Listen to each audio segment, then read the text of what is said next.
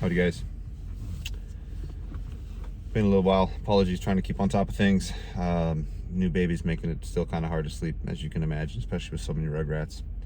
Anyhow, I wanted to address the current resurgence of the politically what's being proffered as the politically conservative side of things, the Make America Great Again, the economic resurgence, and all the seemingly beneficial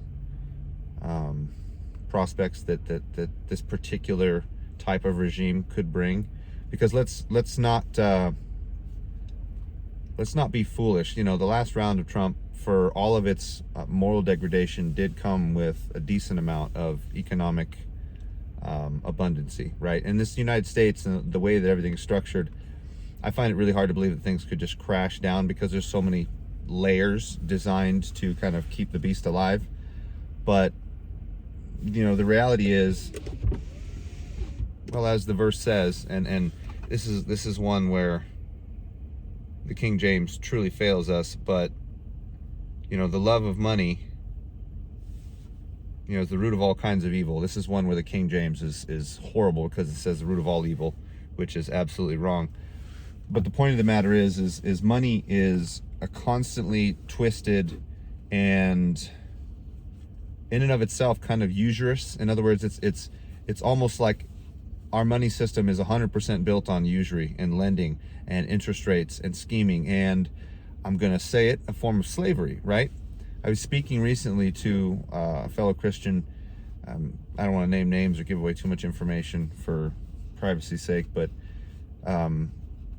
her and her husband are in this financial situation. And this is really typical, by the way. This is not just her. This is actually pretty common, where you get to the end of the season and you did so well and so much in sales and production, or you know, if you're in construction, you've had a bunch of jobs go through, you got paid on, or you're in agriculture, you sold a bunch of your wares or your cows or whatever, where you have so much money that you made that you have to spend a certain amount. Otherwise, you're in a different tax bracket, and you end up owing Caesar so much more money than you would if you didn't actually spend that money. But it's also a debt that you don't really want to incur because of all the other bills you're already paying. So it literally is a force. It's a force designed to keep you constantly indebted, and at no point able to make any further greater leap forward, right? As if there is a glass ceiling for those of us in the lower middle ranks of the economy that we really can never really burst through, unless we are invited in by the powers that be, which of course always comes along with some pretty significant moral, you have to make some pretty bad choices. You have to join in on the evil side of things. Again, all kinds of evils. Satan very much takes advantage of the fact that people are greedy, and he holds it against us. I have spoken in the past in these videos, so please forgive me if I'm being too repetitive or pedantic, but one of the ways you can tell that this is the United States specifically, but the West at large anyhow, is all kind of involved. One of the ways you can tell this is Babylon is by the fact that we are so entrenched in wickedness, even if we don't know it. And even as Christians in this seemingly originally Christian land, which I question honestly when I think about the Constitution and the things that it said about equality and the pursuit of happiness that would lead any sinner, even the most well-intended one, into constant competition between wanting to make a place in the world financially and also basically sin to get there. It's almost as if the Constitution was written specifically to make us into the new Babylon. But if we look, let's see here, Zechariah 5 through 11. I'll just read it real quick because it's fast. This is the NIV 84, but it's pretty much the same in most versions, thankfully. Then the angel who was speaking to me came forward and said to me, "Look up and see what is happening." I asked, "What is it?" He replied, "It is a basket." And he added, "This is iniquity," or let's see here. This is iniquity. This is abomination. There's a couple of different words that are used in translation. Then the cover was raised, and this is iniquity of the people throughout the land. We have an entire structure designed to make people compromise on sin every single day. No Christian is perfect. But truly, our nation is, I think, the ultimate expression of everybody is rich and everybody compromises to get where they're at. Verse 7, then the cover was raised, and there in the basket sat a woman. He said, this is wickedness. And he pushed her back into the basket and pushed its lead cover down on it. So, a woman, Babylon, the great whore, right? Lead cover, concealment, weighted down, almost as if this particular type of country or this design of country, because of what it represents and what it will bring upon the world, has been suppressed up until this point. Verse 9, then I look up, and there before me were two women with wind in their wings. They had wings, angels. They had wings like those of a stork, and they lifted up the basket between heaven and earth. Where are they taking the basket? I asked the angel who was speaking to me. He replied, to the country of Babylonia, to build a house for it. When the house is ready, the basket will be set there in its place. Now, one thing to know about Zechariah is, although his ministry existed technically right as, the Babylonian captivity was about to commence and so on, there's no reason, especially considering the nomenclature, the naming of the coming Babylon, mystery Babylon in this case, could not be identified with that. There's no reason why the two should be separated. The original Babylon was obviously known for its worldliness. It's almost like amalgamation of different, because you see in Daniel, for example, all the different nations were brought in, and the most powerful of all those nations, all the most intelligent, the most skilled and whatnot, were brought into the king's court specifically so as to, I guess, diversify the country as much as possible and make it as almost tropical in a way, attractive, beautiful, comely, I guess would be a word. It's an older word. Point being, we are, I think clearly the ultimate expression of that, and how any other country could actually fulfill that, especially with what's on the horizon regarding, again, I think a Trump 2.0 would be a perfect setup for that half an hour of silence I was talking about in the last video. And I think those of us who right now are battling with the desire to make more money, make our place in the world, pay off our debts, not owe anything to Caesar and yet be able to walk away with something. The system, again, is designed to breed more and more greediness in us as we go along. The big lure will be, and I battle with this all the time, because the truth of the matter is, I personally am in a job where I would do much better had I been raised in this area and I knew a lot of folks around here, and I can shake as many hands as I want, but really I have to sit around and wait for the Lord to fulfill my financial needs. And with as many children as I have and as much of a monthly budget that we have to run, honestly, to the world, I live a very risky life. And again, I'm not the perfect example of these things. I know there are others out there that are much more faithful than I with their money. But just the same as, Christ saying very specifically, it's easier for a camel to go through the eye of the needle than a rich man be saved. He also said that with God, all things are possible. And there are examples of, the rich and well off making it and being just fine.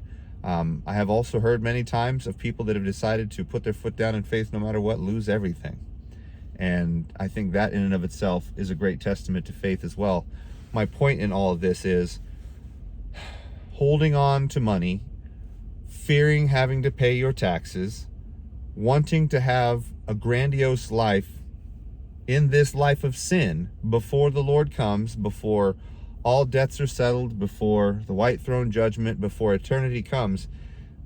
I love you guys. It's a foolish errand. And all it's going to do is play right into Antichrist schemes, right? Because we don't know it, but indoor plumbing, indoor toiletries, refrigeration, electricity, these things really didn't exist, 140, 150 years ago?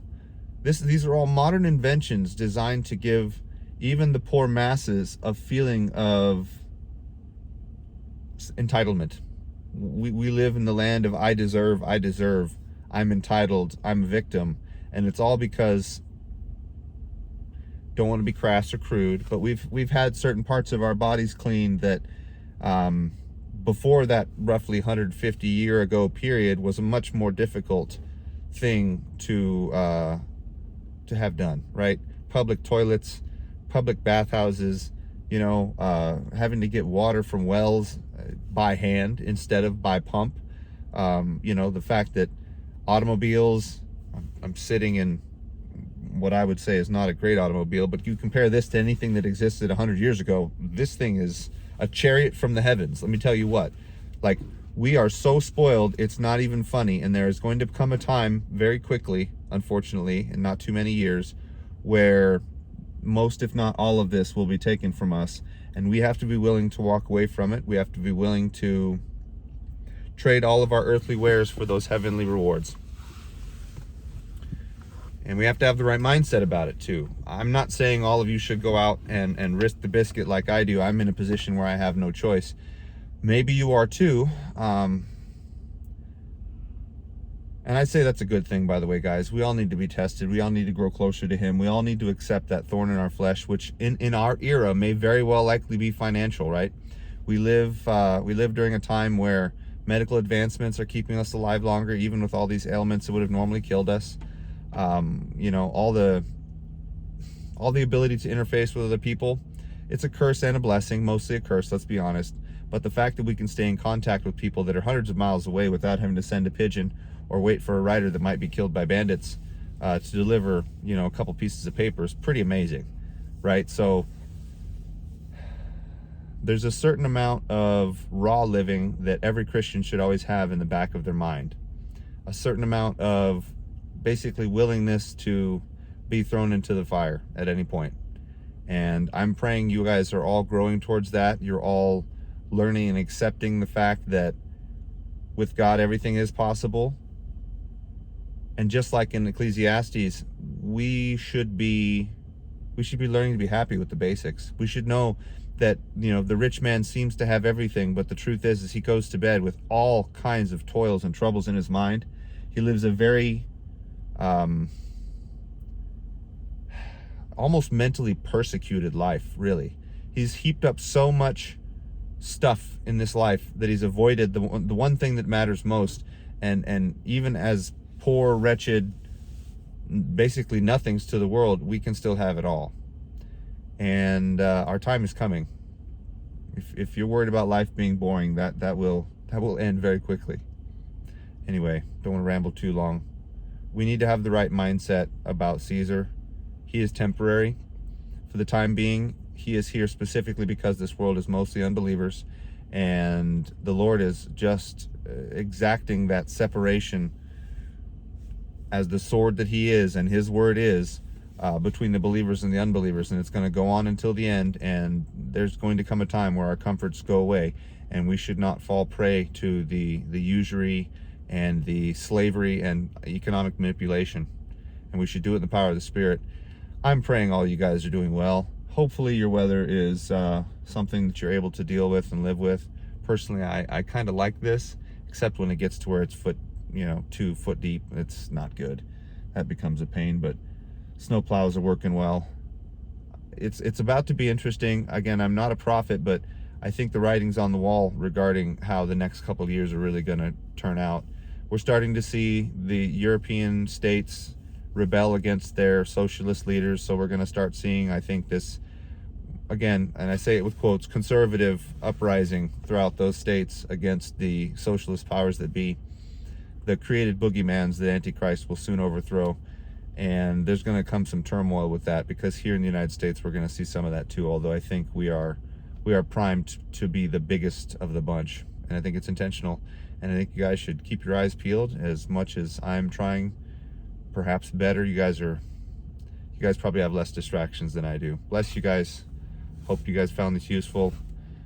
Check out some of the older videos. You know, a lot of this stuff is commentary, application perhaps of biblical living, but a lot of the original part of the channel was deep learning, heavy meat, if you will, if you're trying to get past that milk stage. It just means that you're probably going to be offended, and hopefully you stick around. A lot of people, I think more people have quit this channel than have joined, and I pull no punches, and I'm not sorry about it, but it's all for your good. Anyway, like, share, comment, subscribe. Let me know what you think. We'll talk to you soon.